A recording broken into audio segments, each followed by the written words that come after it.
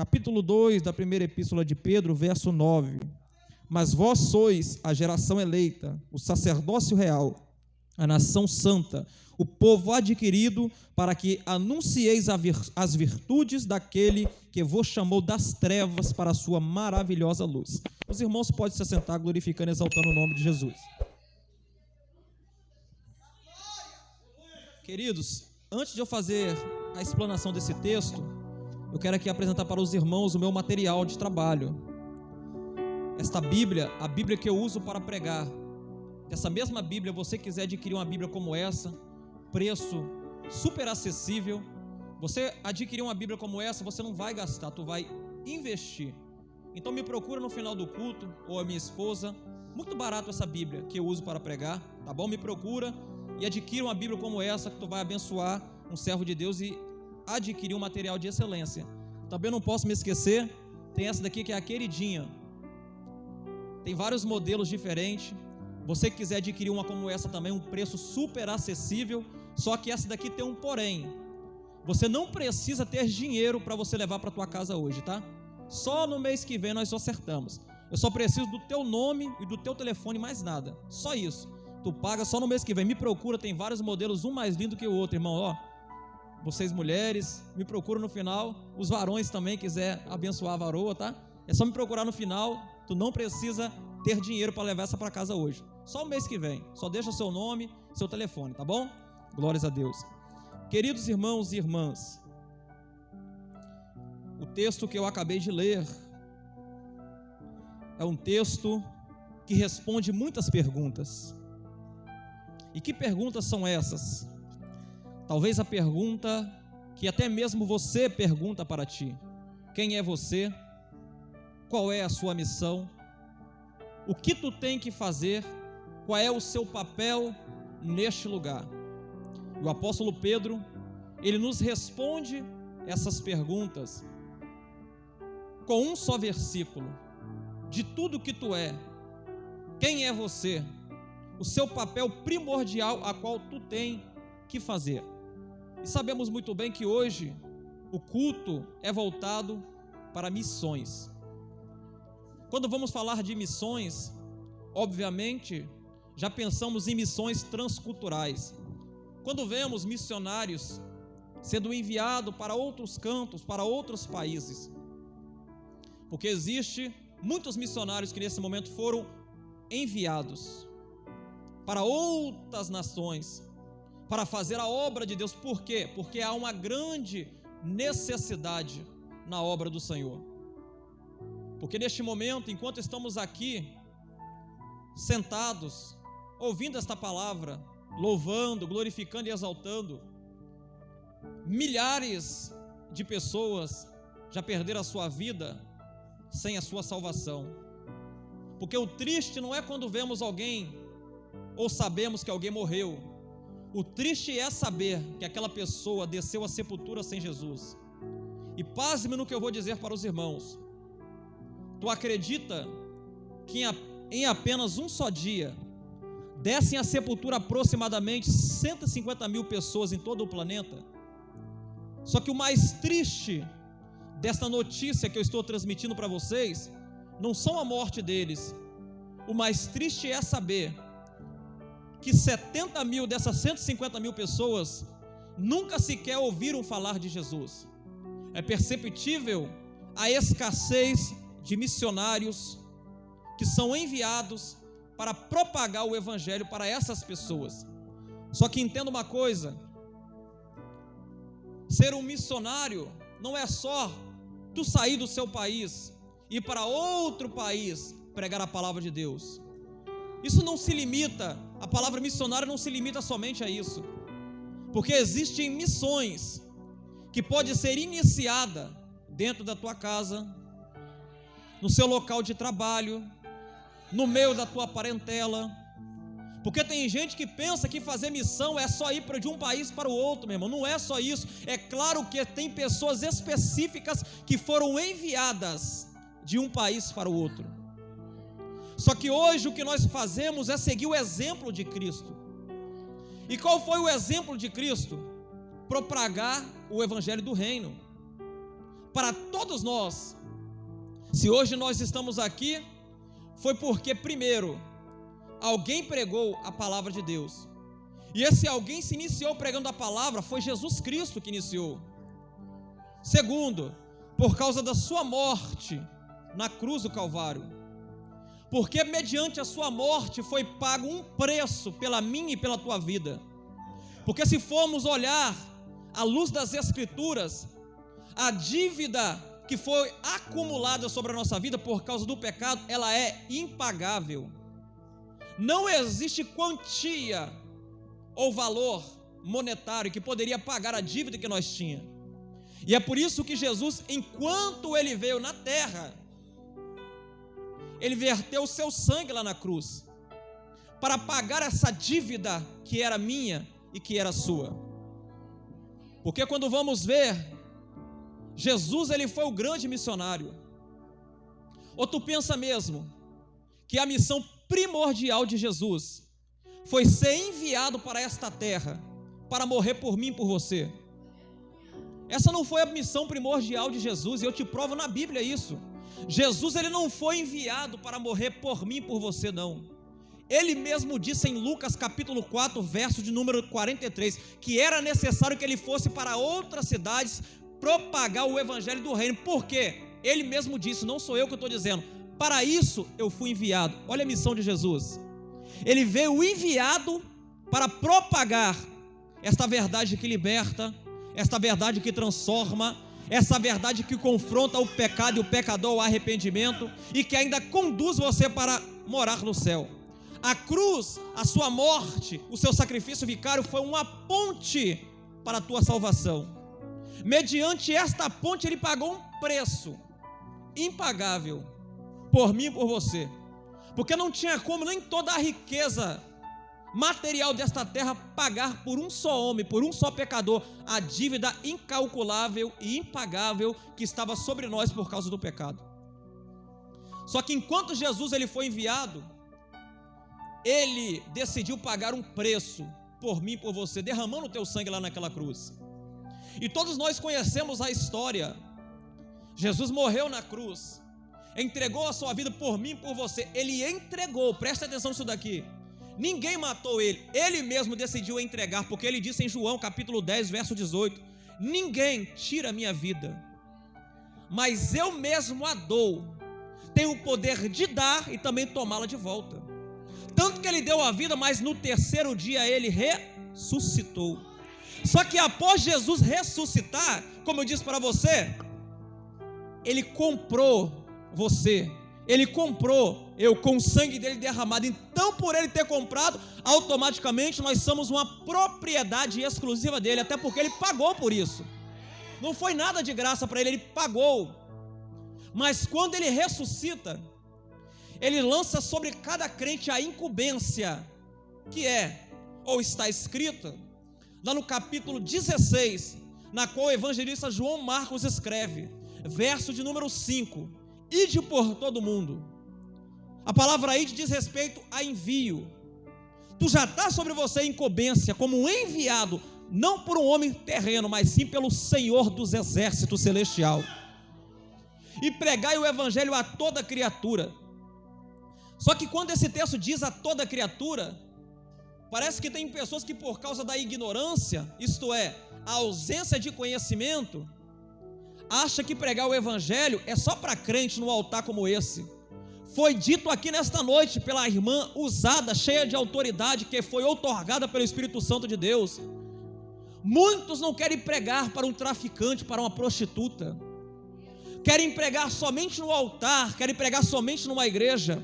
Só que já está sobre nós esta incumbência de pregar a toda criatura, independente se é traficante, se é prostituta, se é cachaceiro, se é drogado, independente a toda criatura, até porque toda criatura foi criação de Deus, mas nem todos são filhos. Só que o verso 16 diz: aquele que crê e for batizado será salvo, aquele que não crê será condenado. Sabe aquele momento que tu pensa, parece que eu prego, mas ninguém ouve? Parece que eu falo, mas ninguém recebe de bom grado. Irmão, tua parte tu está fazendo. Se vai receber ou não, é problema de quem está recebendo ou deixando de receber.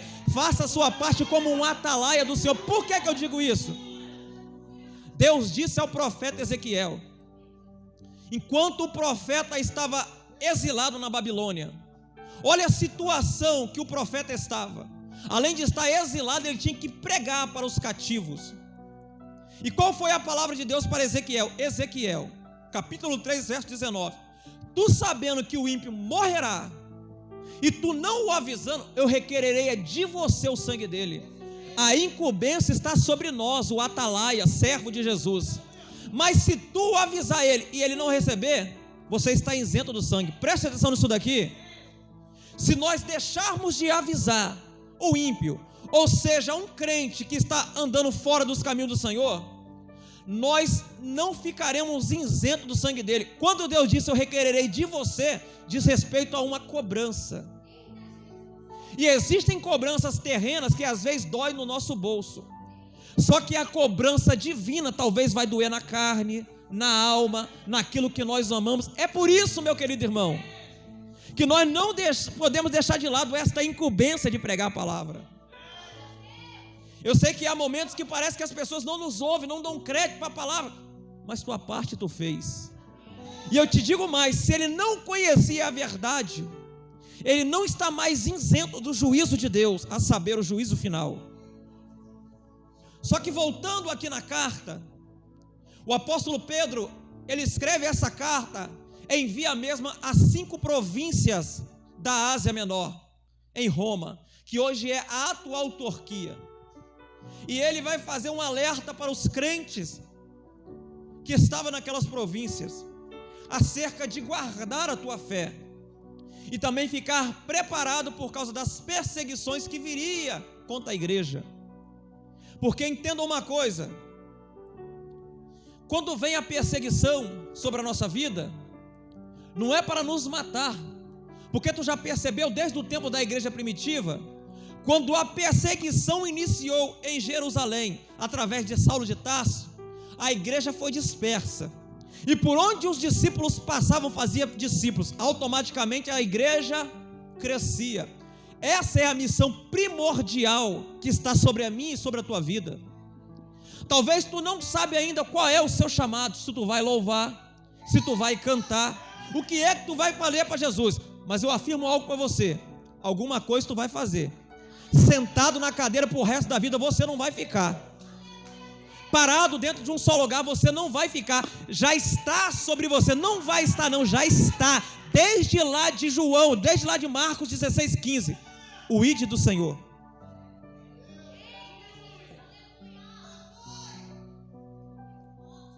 Só que tem gente que não entende isso, tem gente que na atualidade, meu irmão, eu falo para você, é brabo, é valente, é corajoso, quando pega o microfone na mão, quer exortar os irmãos, quer exortar a igreja, quer exortar os pastores, mas não tem coragem de pregar para o pai, não tem coragem de pregar para a mãe, não tem coragem de pregar para o irmão. Esses dias eu vi um pregador muito conhecido, de renome, dizendo algo, irmãos, eu já fui brabo no púlpito, só que eu nunca tive coragem de pregar para minha mãe, e eu pedi a Deus para enviar, e certo dia Deus enviou uma testemunha de Jeová, para falar o que eu nunca tive coragem de falar.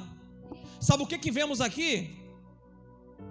A escassez, a ausência de pessoas, porque é preciso e necessário que nós preguemos a palavra, porque já está sobre nós, porque nós estamos dando continuidade ao que Jesus Cristo começou. Presta atenção nisso daqui, que eu vou dizer para você.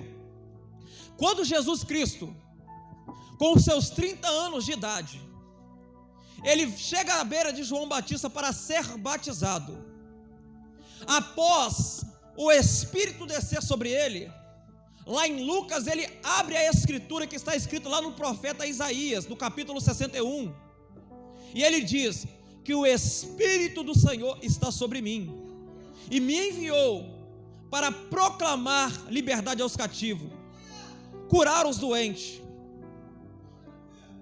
Presta atenção nisso daqui. Pôr em liberdade aqueles que estão aprisionados. É aqui que vemos a autoridade sobre a vida de Jesus, a incumbência sobre a vida de Jesus. Até mesmo ele sendo quem ele é, Filho de Deus, ele só teve a autoridade que foi concedida por intermédio do Espírito Santo após os 30 anos de idade. Só que Jesus, ele exerceu o seu ministério, como eu disse para vocês, pregou o evangelho do reino de Deus. Só que após ele morrer e ressuscitar, ele disse: daqui não muitos dias, vocês receberão poder, que há de vir sobre vocês, do Espírito Santo de Deus. Presta atenção aqui comigo. Esse poder já foi liberado para a igreja, presbítero, foi há quase 2000 anos atrás. Só que tem crente no tempo atual que ainda desconhece esse poder e está temendo ir numa boca de fumo pregar com medo de quem está lá. Está temendo ir num prostíbulo pregar com medo de quem está lá. Está temendo ir na beira de um bar pregar no quem está lá. Irmão, parece até irônico que eu vou dizer, mas eu já vi crente falar que tem medo de andar de madrugada na rua. Você não tem que ter medo de nada, nós não temos que ter medo de nada. É quem está lá fora que tem que ter medo do poder que está dentro de nós.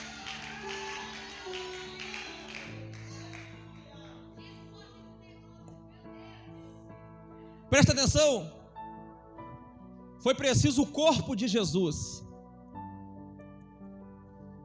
para ser liberado o poder e a autoridade para exercer o ministério. Só que quando Jesus ele morre e ressuscita, lá em Atos diz que o corpo sobe. Se não tinha mais corpo de Jesus, quem é agora o corpo que Deus usa? A igreja, que é o corpo de Cristo. E quem é a igreja? Conjunto de pessoas reunidos. É através da igreja que Deus realiza a sua obra nessa terra. É através da igreja que Deus salva, que Deus transforma. É através da igreja que pessoas serão impactadas pela palavra. É através da igreja que pessoas irão ouvir essa palavra que está sendo anunciada, conforme foi anunciada pelo próprio Jesus Cristo há mais de 2000 anos atrás. Porque se não for a igreja, quem é que vai anunciar essa palavra? Não tem ninguém que vai anunciar. Por quê? Tu lembra do que João escreveu? O mundo jaz no maligno. O diabo já tem exercido autoridade sobre o planeta. Só que a autoridade que está sobre mim, que está sobre você, vai muito além da autoridade do diabo. E sabe qual é o maior medo do diabo? É você descobrir quem você é. Por que ele tem medo disso aí? O medo do diabo não é você se converter. O medo do diabo não é você ficar com medo de ir para o inferno. O medo do diabo é você saber quem você é. Esse é o terror dele. Esse é o medo dele. Porque quando você descobre quem você é, tu tem total ciência, conhecimento do poder que está revelado sobre você, do poder que já foi depositado sobre você. Se tu soubesse a dimensão desse poder, meu irmão, tu não estava com medo de andar na rua. Se tu soubesse a dimensão desse poder, tu não estava com medo daquele traficante que é uma marionete do diabo, que só chega onde Jesus permite ele chegar. Se tu soubesse o tamanho desse poder que está sobre você, pode ter certeza, tu ia lá na cara dele e dizia: ou tu sai do tráfico, ou se você continuar, tu vai descer a sepultura e vai para o inferno. Porque o poder que está sobre ti não é dessa terra. Até o poder dessa terra é limitado e passageiro. Mas o poder que está sobre você, me mostra em algum lugar da Bíblia se tem algum espaço de limitação sobre ele. Não existe limitação desse poder. Tanto que quando os discípulos começam a pregar a palavra, tu lembra, após receber o Espírito Santo há 2000 anos atrás, eles quase viraram o planeta de cabeça para baixo. É por isso que iniciou a perseguição. Por quê? Porque Satanás fica furioso quando um crente corajoso se levanta para propagar a verdade de Cristo, para anunciar e mostrar para pessoas quem ela é. Eu te pergunto, tu sabe quem você é? O texto que eu li aqui para você já diz quem você é. Qual foi o texto? Geração eleita. O que é uma geração eleita? Preste atenção aqui comigo. A geração eleita é alguém que foi elegido, ou melhor, uma geração que foi elegida, conjecturando com os irmãos. Um político que está por aí, para ele ser eleito, o povo tem que o eleger. Só que você que está me ouvindo, a igreja, é uma geração eleita, independente de onde você está, você já é eleito. Por que tu já é eleito? Tu lembra do que Jesus disse? João capítulo 15, verso 16: não foi vocês que escolheu a mim, mas foi eu mesmo que escolhi a vós. Foi Jesus que escolheu você.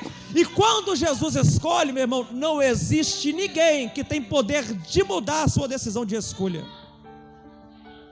Talvez tu olha para você, entrou nesta casa e até pensa assim que você não vai dar em nada, que você não é nada.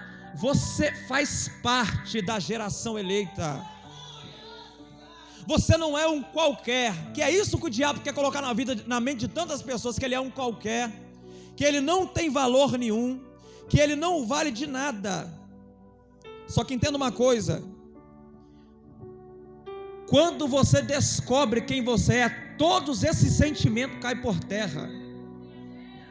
Tudo isso que eu disse para você fica para trás. É por isso que ele tem tanto medo de você saber quem você é. Sabe o que assusta demônio? Não é eu pregar com a eloquência aqui, não é eu começar a profetizar sinais, maravilhas, milagres. O que assusta demônio é a mensagem do reino ser pregada. E o que é a mensagem do reino? Nós já vamos chegar lá. É isso que deixa o demônio apavorado. O maior missionário, Jesus, foi lá na terra dos gentios, em Gadara. Existia um homem lá que aterrorizava, estava possesso por uma legião de demônios, que é aproximadamente 6.000 demônios. A sociedade prendeu, não deu jeito, amarrou com corrente, não deu jeito. Ele vivia nos sepulcros, ele estava isolado da sociedade. Só que quando Jesus pisa no espaço geográfico, quem aterrorizava veio correndo e se prostrou aos pés de Jesus, aterrorizado, dizendo assim: Senhor, que tenho eu contigo, Filho do Deus Altíssimo? Vieste nos atormentar antes do tempo? Presta atenção nisso daqui, meu irmão. Desde quando Jesus atormenta alguém? Jesus não atormenta quem você é, propriedade dele, mas aquele que é seu inimigo fica atormentado com a presença de Jesus. Então presta atenção nisso daqui. Tu também é sacerdócio real. Pedro, ele faz uma comparação ao sacerdócio lá do tempo de Êxodo, quando Deus deu a lei para Moisés, para instituir sacerdotes. E o que era um sacerdote? Aquele que mediava o pecado do povo. Era o único que tinha livre acesso à presença de Deus no lugar santo. Só que entenda uma coisa: você é sacerdócio real. Primeiro, porque tu faz parte da realeza de Cristo. Segundo, quando Jesus deu o brado em João 19, verso 30, está consumado, o texto diz que o véu se rasgou de cima a baixo. Quando esse véu se rasga, te dá o direito de adentrar no Santo do Santo. Eu vou aplicar isso daqui, meu irmão, eu tenho que aplicar. Sabe o momento? Não sei se tem isso daqui, mas em muitos lugares que eu vou tem. Quando o pregador está pregando, acaba de pregar, aí vem um monte de crente, pastor, pedindo oração. É um monte de crente cercando o pregador. Aí eu pergunto: meu Deus, o que está acontecendo? Será que esse povo não sabe que ele tem livre acesso? É claro que pedir uma ajuda de oração não faz mal, irmão, me ajuda em oração. Mas às vezes a pessoa nem conhece o sujeito que está pregando, aí chega aqui e coloca a cabeça debaixo da mão do cidadão. Tu não precisa depender de imposição de mão para receber a vitória, milagre, não. Tu tem livre acesso, porque tu é sacerdócio real. Tu tem livre acesso ao Santo do Santo, meu irmão. Está na presença de Deus? está certinho caminhando com o Senhor, eu vou dizer algo aqui que os irmãos podem até pensar que é heresia da minha parte. Pega esse negócio de conceito de dizer que você é servo, joga isso por terra. Servo é no tempo da antiguidade, do período veterotestamentário. Jesus disse em João 1 verso 12: eu vim para os meus. Quem eram os eleitos antigamente? A nação de Israel. Só que Israel falhou, e o texto continua: mas os meus não me receberam. Mas todo aquele que me recebe terão o direito de serem chamados filhos de Deus o Altíssimo. Entenda uma coisa, presta atenção nisso daqui. O servo não tem direito de se assentar na mesa com seu senhor, mas o filho tem. O servo não tem livre acesso ao seu senhor num vínculo mais estreito, mas o filho tem. O servo não tem tanta intimidade quanto o seu senhor, mas o filho tem. Você é filho de Deus, e esse é o terror do diabo, é você saber, ele saber que você sabe que você não é só servo, mas tu é muito mais além do que servo. Você é filho de Deus. Aqui para nós, irmão, Jesus uma vez ele fez uma conjectura: qual de vós sendo pai, e seu filho pedir pão, tu vai dar uma pedra? Ou pedir peixe, tu dará uma serpente? Faz uma análise agora na tua mente. Qual de vocês, irmãos e irmãs, que se seu filho pedir agora algo bom, tu vai dar o que é ruim para ele? Se nós, seres racionais, limitados, queremos o melhor para nosso filho, que dirá aquele que é ilimitado, aquele que tem todo o poder, aquele que tem toda a autoridade, tanto no céu como na terra? Está na hora de tu parar de pedir coisas pequenas para o teu pai. Está na hora de tu começar a pedir coisas grandes. Peça também não só o grande, mas peça os mínimos detalhes. Que tem gente que pede a Deus para dar uma casa, mas esquece de pedir a Deus para dar condição para comprar a casa. Tem gente que pede a Deus para ter um carro, mas esquece de pedir a Deus para dar a condição necessária para ter esse carro e sustentar também esse carro. Tem gente que pede a Deus tantas coisas, mas esquece dos mínimos detalhes, irmão. Quando eu descobri que eu sou filho, eu falo algo para você aqui: eu virei uma criança mimada. Qualquer coisinha eu estou lá: pai, eu quero isso, pai, me ajuda nisso daqui, porque nós somos filhos de Deus, nós somos filhos do Altíssimo, nós somos comprados, nós somos uma nação santa, separado, eleita. Nós somos alguém, meu irmão, que está muito além da nossa concepção humana. Por que eu digo isso? Porque dentro de você que está me ouvindo, está depositado um pedaço de Deus sobre a tua vida. E que pedaço é esse? Eu vou dizer para você: a eternidade do eterno. A eternidade está dentro de você. E por que o diabo luta tanto para aprisionar pessoas no pecado? Por que o diabo luta tanto para que você não entenda esta palavra? Por que o diabo luta tanto para que você continue na mesmice? Porque ele sabe muito bem que no dia que você descobrir quem você é, a casa dele cai, o domínio dele sobre você acaba, tudo que ele fazia com você será frustrado. Só que para isso, meu irmão, não depende só do pai, depende de nós também entendermos quem nós somos, e após nós recebermos esse entendimento, transmitimos para aqueles que precisam desse entendimento. Tu está vendo eu pregando aqui hoje?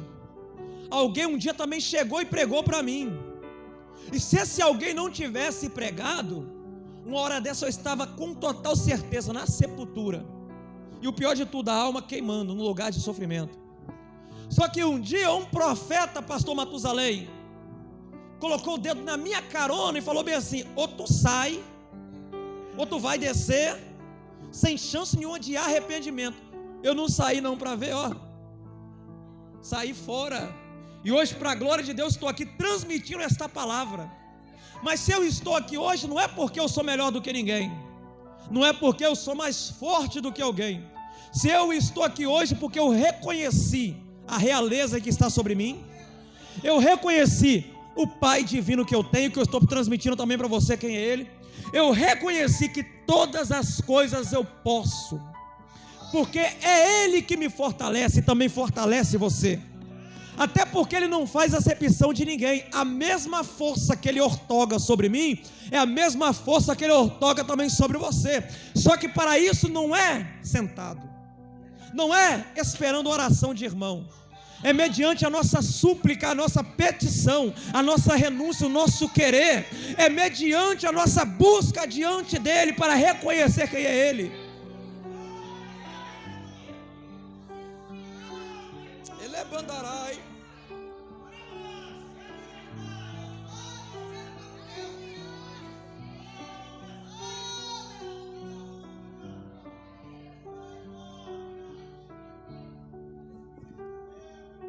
E qual é a nossa missão?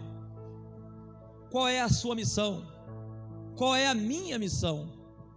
A minha missão é essa daqui: pregar o Evangelho, dizer que Jesus liberta, que Ele também transforma, Ele também salva, e ainda acrescenta um bônus para todo aquele que crê, leva para morar lá no céu. Só que para isso, meu irmão, Ele usa o agente dele que está aqui na terra. E quem é o agente dele? A igreja. Porque tem gente que diz por aí, pastor, tem coragem de dizer: eu só aceito Jesus depois que Jesus falar comigo. Não é nem digno de dizer isso, quanto mais falar que só aceita quando Jesus falar com ele. Tem gente que está esperando Jesus fazer uma intervenção miraculosa. A maior intervenção divina já feita nessa terra foi Ele deixar os seus atributos divinos, a sua glória, encarnar, nascer, crescer como ser humano e entregar a vida dele naquela cruz. Existe algo mais fantástico e espetacular do que isso? Agora o que Ele faz é transmitir a tua palavra através dos teus servos. Independente se vai crer ou não, quem crê e for batizado, este sim será salvo. Mas quem não crer, este sim será condenado. Só que para isso, meu irmão, Deus Ele conta com pessoas dispostas a pregar o Evangelho. Só que tem muitas pessoas que nessa disponibilidade tiram proveitos. Eu estava conversando com a minha esposa hoje, ela falou algo que é real. 90% dos pregadores, e eu vou mais além, de também pastores de todo o Brasil, isso aqui é para o Brasil, que estão fazendo a obra, não faz pelas almas, mas sim por dinheiro, por posição social, por posição de destaque. Apenas 10% da população cristã estão dispostos a fazer pelas almas. Porque nesse tempo que nós estamos vivendo, meu irmão, igreja é lugar de enriquecer, é lugar de negócio, é lugar de ganhar muito dinheiro. Ministério tem se tornado meio de ficar rico, até mesmo milionário. O que eu estou dizendo aqui não é algo da minha cabeça, está visível para quem quiser ver. Tu vê por aí pregadores ostentando com dinheiro da igreja, pregadores enriquecendo com dinheiro da igreja, pastores luxando com dinheiro da igreja. Vá lá na igreja, tem um irmão que não tem uma cesta básica dentro de casa, tem uma irmã que está passando dificuldade, não tem condição de comprar um pão ou um leite para o filho comer e tomar. Aí eu pergunto: que igreja é essa? Que evangelho é esse? Que prega amor, mas vive ódio, que prega a verdade, mas vive na mentira. Só que eu digo algo aqui sem medo de errar: está chegando um momento, ou um período na nação brasileira, que Deus vai tratar com cada um pessoalmente. E qual é o agente que Ele vai usar para despertar esse povo? A perseguição. Pois está chegando uma perseguição tão grande aí contra a igreja, irmão, que se os irmãos soubessem o tamanho da perseguição que está vindo aí, a maioria dos irmãos já orariam mais, buscariam mais, jejuariam mais, se prostrariam mais. Só que entenda uma coisa, tu lembra do que eu disse aqui no início? A perseguição não é para matar, mas sim dar crescimento, expansão. do reino de Deus. E com essa expansão, mais vidas são impactadas, mais vidas são transformadas, mais vidas são confrontadas pela verdade, mais vidas são resgatadas pelo poder da palavra. Mas depende de quem? Não só de Jesus, mas também de nós querermos propagar esse evangelho, anunciar essa verdade, fazer a obra que muitos não querem mais fazer. Talvez tu entrou nesta casa hoje e ainda não serve a Jesus. Talvez tu está afastado. Talvez lá fora, na tua parentela, pessoas dizem que você não vai dar em nada, que você não vale nada, que você não presta para nada, que você não tem valor nenhum. Irmão, falam isso por ignorância, não sabe o que fala. Você é filho do rei, tu pertence à realeza de Cristo. Se pode ir em nome de Jesus, irmãos. Vou finalizar que já passou do tempo já, irmão. Meu Deus do céu, meu Jesus, já passou do tempo, irmão. É tão bom, pastor, que dá vontade de pregar, não dá vontade de parar mais, mas temos que ir pela ética do tempo também, entendeu? A vontade que eu tenho de ficar aqui até meia-noite pregando. Só que tem que ter ética também, irmãos. Eu te faço um chamado agora. Você que ainda não serve a Jesus, vem cá, eu quero orar por você. Só quem não serve. Você, jovem, você não serve a Jesus, vem cá para me orar por você, vem cá para me orar por você, meu filho. Tem mais alguém que não serve? Tem mais alguém que não serve a Jesus? Eu quero orar por você, só quero orar, meu filho e minha filha. Eu quero só orar. Eu quero orar pela tua vida. Tem mais alguém que não serve a Jesus para me orar? Só tem esse jovem aqui. Tem mais alguém? Eu quero orar pela tua vida. Quando você chegou ali, varão, ó, eu tô com a vista embaçada que eu perdi o meu óculos. Estou te vendo você de pertinho, estou vendo o seu rosto. Só que de longe estou vendo só vulto. Quando você estava sentado ali, Deus falava no meu coração. Muitas pessoas desacreditam de você e falam que você é o mau exemplo da família. Fala que você é alguém sem futuro. É alguém que o seu destino já está traçado, morrer com a cara cheia de tiro.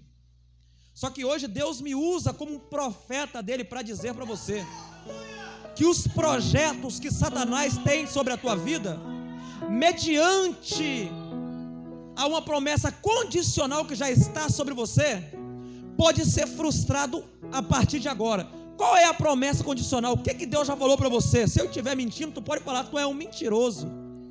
Filho, se tu andar em retidão, se tu caminhar na minha presença, eu vou fazer de você um pregador, eu vou fazer você uma potência nas minhas mãos, eu vou fazer uma obra extraordinária na tua vida, eu vou fazer algo em você que você nunca imaginou que eu faria. Essa é uma promessa condicional. Qual foi a promessa que Deus falou? Tu tem que andar em retidão, não é? Só que para isso, meu irmão, não depende só dele agora, depende também de você querer viver coisas sobrenaturais. Olha eu pregando aqui hoje, meu filho. Existia lugares que eu não podia nem ir, que se eu isse, era ir para ser enterrado por lá mesmo. Hoje eu piso no reduto do diabo, glorificando o nome de Jesus e falando, Satanás, você não é maior do que o Deus que eu sirvo, meu Deus é maior do que você. Hoje eu piso no território do inimigo, e eles chegam até mim e pedem oração. Sabe o que é isso? Poder de Deus e autoridade. E esse mesmo poder que está sobre mim, já está liberado sobre você.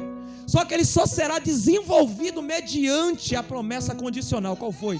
Andar em retidão na presença de Deus. Deus tem coisa grande para você, meu filho, não é coisa pequena não. É colocar você dentro de avião, levar você para outros estados para pregar a palavra. É aqueles que olhavam para você, chegar até você e pedir oração e dizer verdadeiramente Deus mudou você. É o que Deus tem na tua vida, não é coisas pequenas. Entenda uma coisa, você é filho de Deus. Você não é quem a sociedade diz que você será, quem a família diz que você é, não, você é filho de Deus. A realeza de Cristo está sobre você. Eu quero orar pela tua vida, tá bom, meu filho? Você é esposa dele?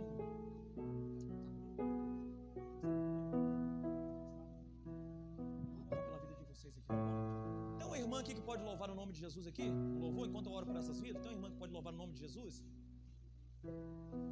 Glórias a Deus. Deixa eu dar. Aleluia, Jesus.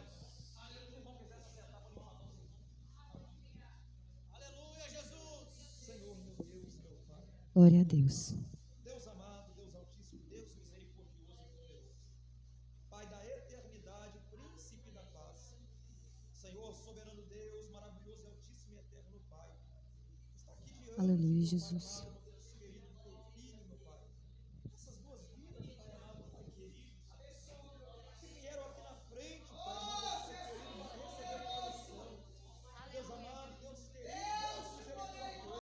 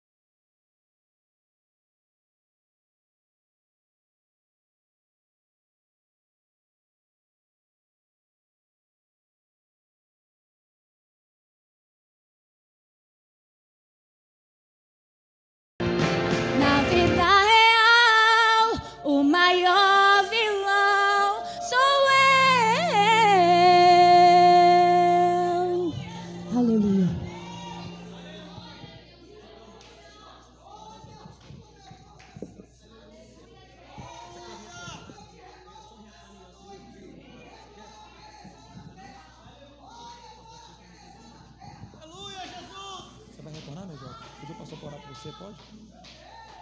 Glória a Deus. Pastor, quero agradecer essa rica e maravilhosa oportunidade, pedir você para estar orando pela vida dessa jovem que está retornando para Jesus, para a glória de Deus, amém? Ora por ela no nome de Jesus, tá bom? Está retornando para Jesus. Glória a Deus.